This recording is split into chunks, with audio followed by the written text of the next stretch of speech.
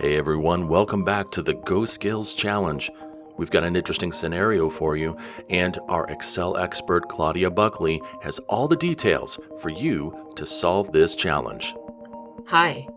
We went a bit easy on you with our last challenge, so this time let's step it up a bit. This is a 5-day temperature forecast for 7 cities around the world. And here's the accompanying outlook for each temperature range.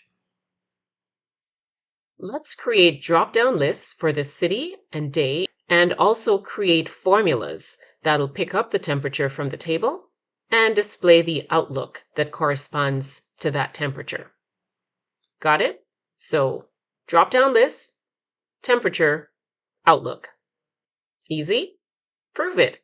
Join our Slack channel and send me your solution. If you're stumped, you can pick up a couple hints by watching these tutorial videos.